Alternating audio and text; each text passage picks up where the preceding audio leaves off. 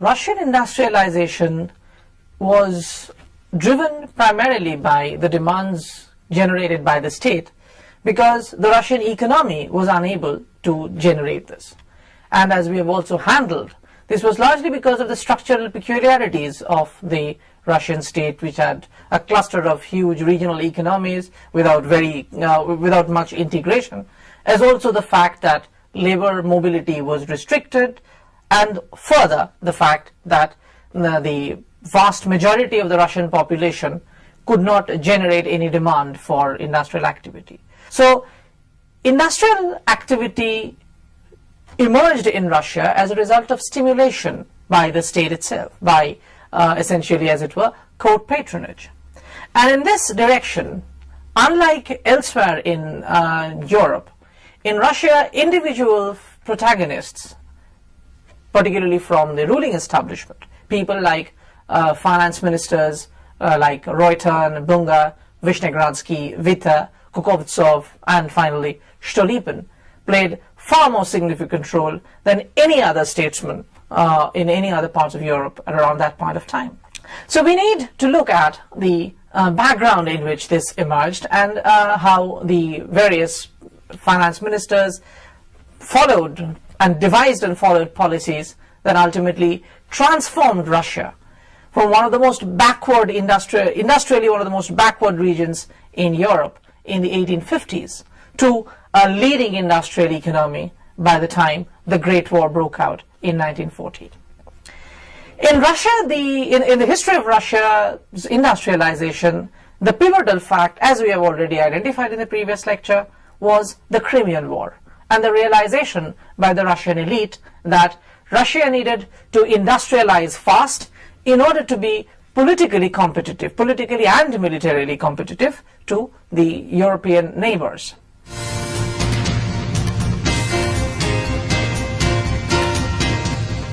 The man who was to play the pioneering role in this regard was the Minister of Finance from the end of the Crimean War to the beginning of the Balkan Wars of 1876, Minister Reuter.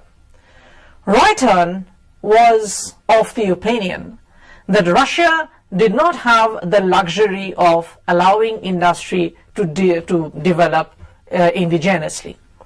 So his solution was that Russia needed to import state-of-the-art technology, and that too in the realm of capital investment, and that too in the realm of heavy industry geared essentially for railroad development.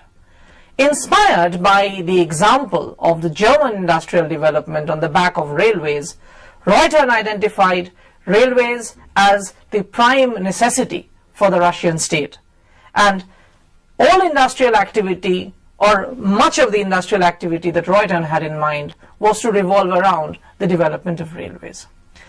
Now, Russia, having started much later than all the other European powers, had the basic problem of buying state-of-the-art technology. Just as the British technicians had helped France to develop and then Germany to develop, then French and Germans helped the Swedes to develop, Reuter began to borrow state-of-the-art technology from wherever it was available. So British technicians such as Ludwig Knupp was hired from Manchester, particularly to mechanize Russian textile industry. J.J. Hughes was brought in from England in order to mechanize Russia's heavy industry. Coal, iron, and railroad were mechanized by the inputs provided by J.J. Hughes. The Nobel Foundation from Sweden was brought in to explore the mineral reserves of the Baku region in the Russian south. And railway technology from Germany, from France, from England was freely borrowed so that Russia could develop industrially in a very small time, in a very little time. In the process, Reuter was faced with a major problem. Because all of this technology was state-of-the-art, they were also phenomenally expensive. And if a comparison is to be made between the cost of Russian industrialization and that of any other European power, we would find that the Russians probably put in the largest amount of resource in the smallest amount of time in their bid to industrialize. Reuter's solution was simple. Since in Russia capital accumulation was more or less primitive by comparison with the other European powers because of its economic and structural peculiarities, Russia had to borrow heavily from the international market. So during the period of Reuter, international loans were sought freely so that investment could be brought into Russia and industry could be developed. So from the capital mobilization to resource mobilization to the actual industrialization that began, the entire resources at Russia's disposal to start with happened to be foreign. Now, in order to bring in loans from the international market, what was essential was the credibility of the Russian state, that the Russian state would be able to repay the market confidence that was considered to be pivotal in this thing. And till the Crimean War, the Russian state's credibility, particularly in terms of the volatility of the ruble, was not of the greatest. So Reuter initiated some major fiscal reforms, and he imposed a very tight fiscal discipline on the Russian state. In fact, one of the pivotal contributions of Reuter between the Crimean War and the Balkan War was to persuade the Russian state repeatedly to steer away from all sorts of military adventure.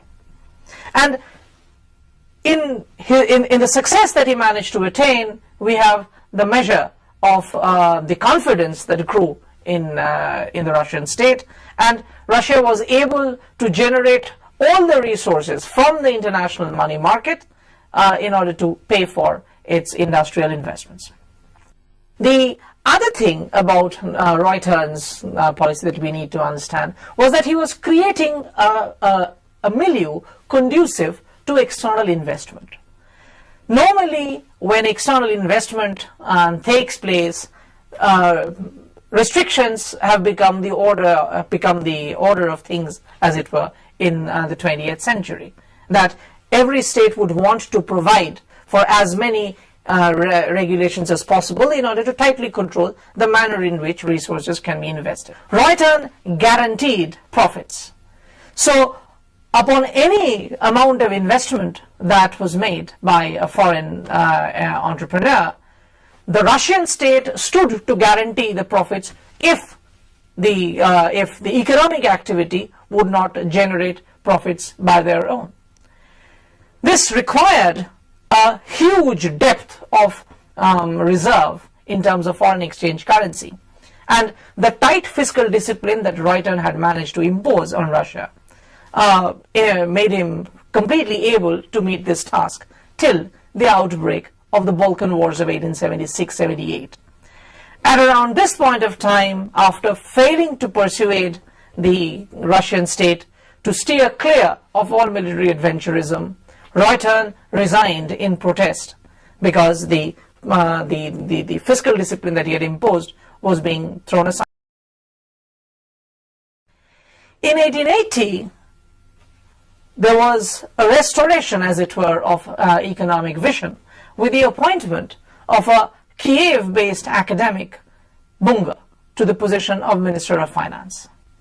Bunga, who was a practicing economist who believed in the supremacy of market principles, believed that the Russian state should not have extended the guaranteed system that Reuter had in order to invite foreign entrepreneurs.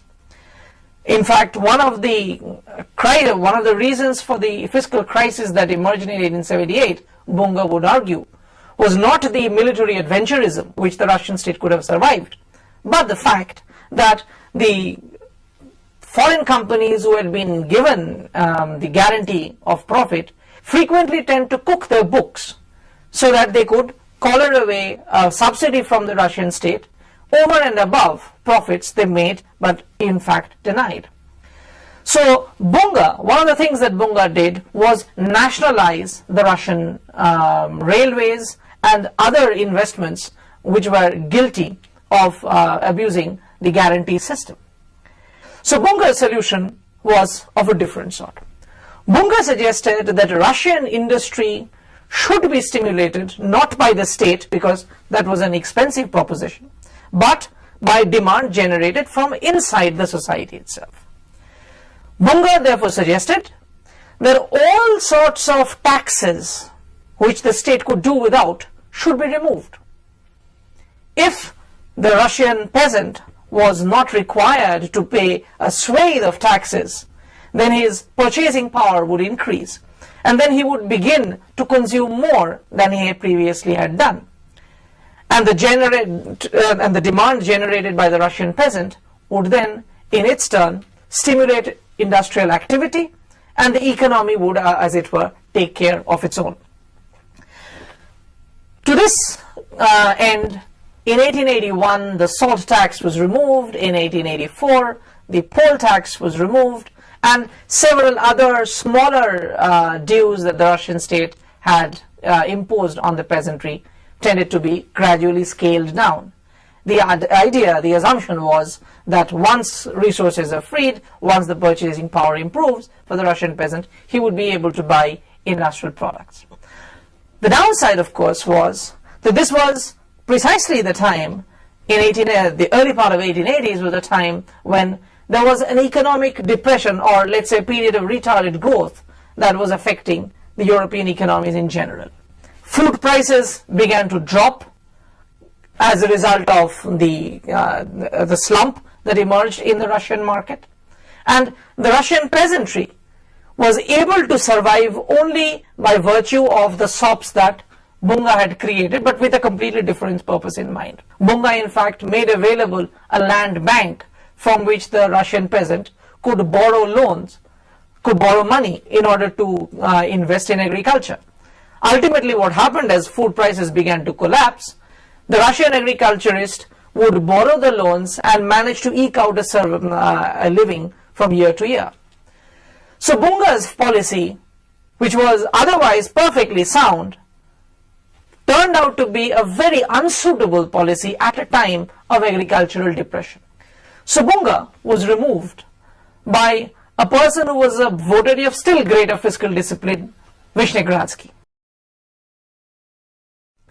Vishnegradsky's solution was something of an entirely different sort. Bunga's solution had been to control the demand side. Vishnegradsky looked at the supply side of the equation. So Vishnegradsky argued that if the Russian peasant is allowed to, is given a little more purchasing power, then he would end up consuming more of agricultural products. So products that could be exported elsewhere and generate forex would ultimately not be a possible option for the Russian peasantry to follow. So Vishnegradsky's suggestion was that instead of removing taxes, the state should tax the peasantry more. Compelled to pay greater taxes, the Russian peasant would have to market a greater share of its surplus than it had done earlier.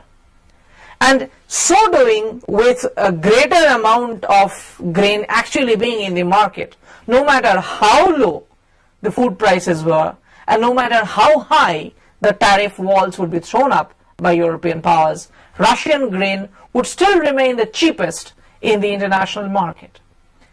And Vishnegradsky suggested that by thus exporting Russian grains into the other parts of Europe, the foreign exchange that would be generated could be made to pay for industrial activity in Russia.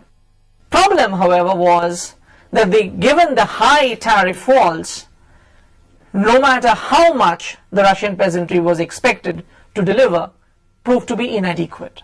The high tariff walls thrown up by Germany and France particularly jeopardized Vishnegradsky's plan, and by the 1880s, late 1880s, as American and Canadian grain also hit in the European market, grain prices depressed still further, and the foreign exchange that Vishnegradsky was hoping to generate, he was unable to.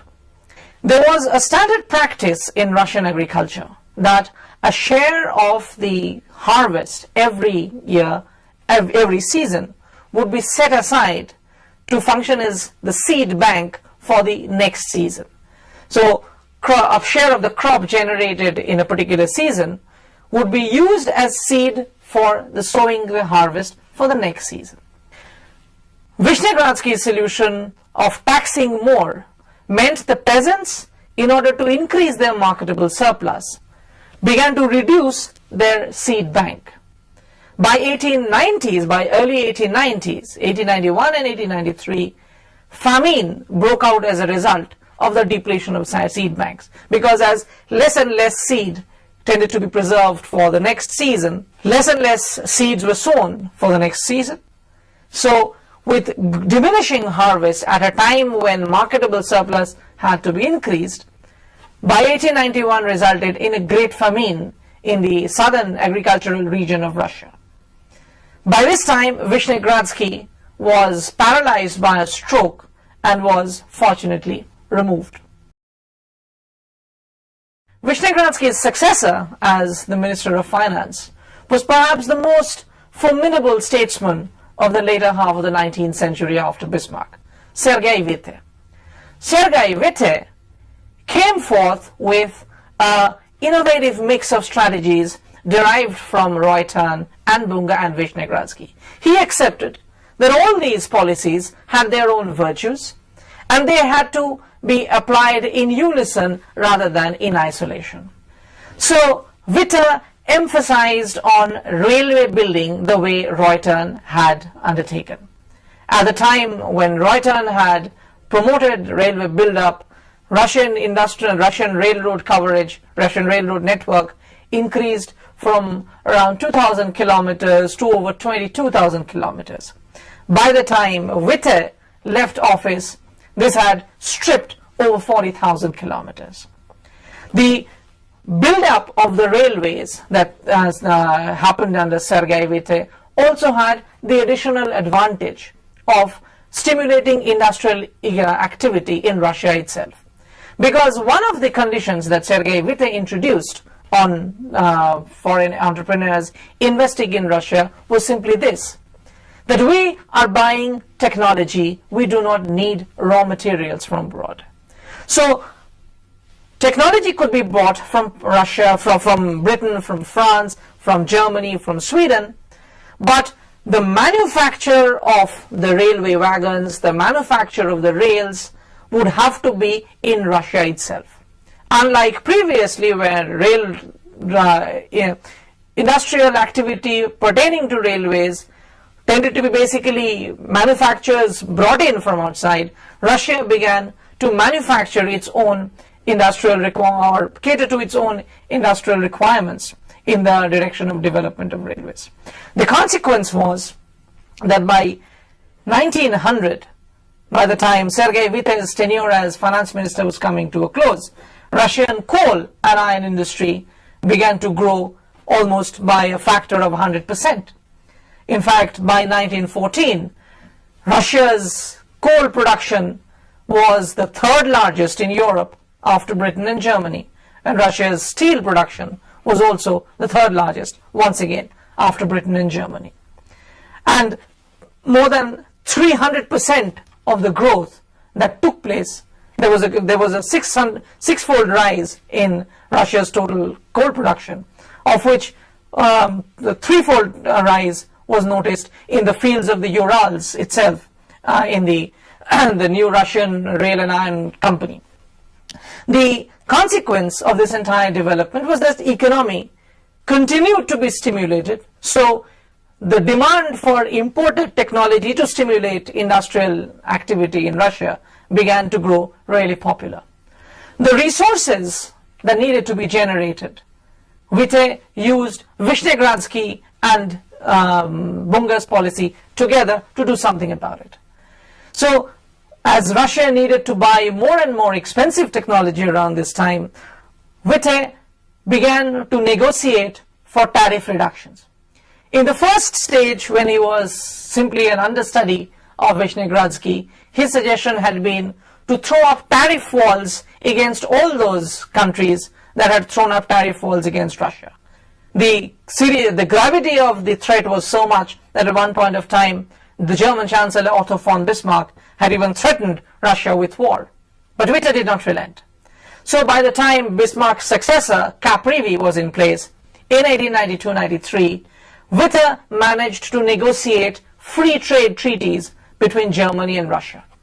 So that while German industrial machinery, German industrial goods could enter Russia freely, Russian agricultural products could also enter the German market freely. And this was later to have serious consequences for the balance of power in Europe. During the period of Sergey Witter, France and Russia began to come very close to each other. In 1891, France signed a military alliance which gradually developed into a full-fledged diplomatic alliance by 1893. So much so that France began to look upon Russia as a very favorable climate of investment. And despite the conditions that Sergey Witter imposed, that all industrial activity would have to be locally made, all investments would have to be in Russian industrial activity, the volume of profits promised to be so great, the investment prospects were so remunerative, that the French entrepreneurs had very little disagreement. So much so that while in 1890 total French investment was to the tune of something like 2 million rubles, by the time Sergey Witter was leaving office, the total volume of investment had crossed over 40 millions. By the time the First World War was to start, total French investment in Russia had climbed as high as 2.2 billion rubles. The money that was then generated first by the export trade following Vyshnegradsky's prescriptions and by the international loans that were raised following Reuter's prescriptions, together harmonized into a united policy under Sergey Witter, managed to take care of the principal problem that Russia faced by way of capital accumulation. There were, however, two further problems that remained to be addressed. One was the mobility of labor. Second, the problem of the market. The problem of the market also began to be addressed extensively under Sergey Witter.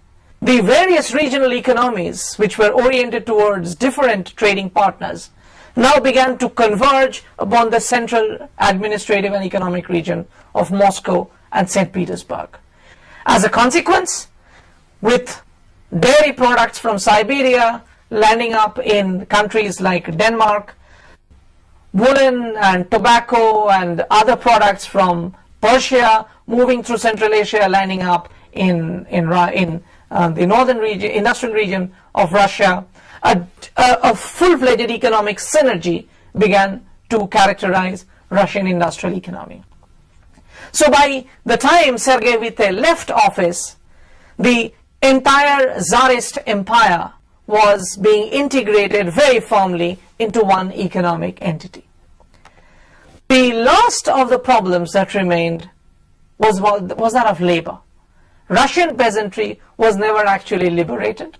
Also, because of the terms on which the lands were transferred after emancipation, there was really not much possibility for the Russian peasant to generate surplus from the poor lands that he had been handled.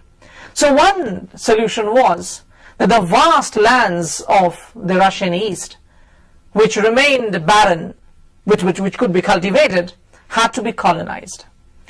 And this was a need that was felt particularly in the light of the 1905 revolution of Russia, the Constitutionalist Revolution of Russia. In 1905, a substantial peasant radicalization had taken place, and the successor of Kokovtsov to the position of the Minister of Finance, Stolypin, decided that there was one way of reducing peasant radicalism. It is to help them colonize other parts of the Russian Empire so that the population density in the Russian central agricultural region would decline. Also, given reclamation of lands and bringing new lands under cultivation, the revenue that would be generated would give the peasants enough incentive. But this could not happen till the old mir-obshchina system continued to repress the peasants and hold them down to the land, lest compensation payments would be jeopardized. So one of the most important changes made by Stolypin was that the compensation payments that the Russian state required the mirs to make were now being abrogated. And peasants were liberated from the mir to go out and cultivate, to go out and reclaim land for cultivation and generate far greater surplus than had ever been the case in the history of Russian economy. So between 1905 and 1913, a large number of peasants began to migrate into Central Asia and the plains of Siberia. Between 1908 and 1913 itself, nearly 3 million Russian peasants resettled themselves into the central parts of Asiatic Russia and began to open up new horizons of agriculture and commerce, stimulating Russian economy, generating a demand from Russian industry that was to sustain Russian industrial activity till the coming of the First World War. By the time the Great War took place, Russian industry was growing fast. It was already the third largest economy in Europe, having far outstripped France, following up on Britain and Germany. In a matter of 50 years, Russia had overcome backwardness of centuries. By the time the Great War began, the Russian, it's incorrect to say that Russia was probably the most industrialized society in Europe, but it certainly had moved in the direction of having an industrial economy, and it had removed all the possible obstacles that could have jeopardized Russian industrial developmental trajectory. After the First World War came to a close in 1918 with the Bolshevik Revolution, a new phase of Russian industrialization was begun under the Bolsheviks, and this was possible principally because of the series of measures taken by the Russian state to promote industrial activity and remove centuries of backwardness in Tsarist Russia.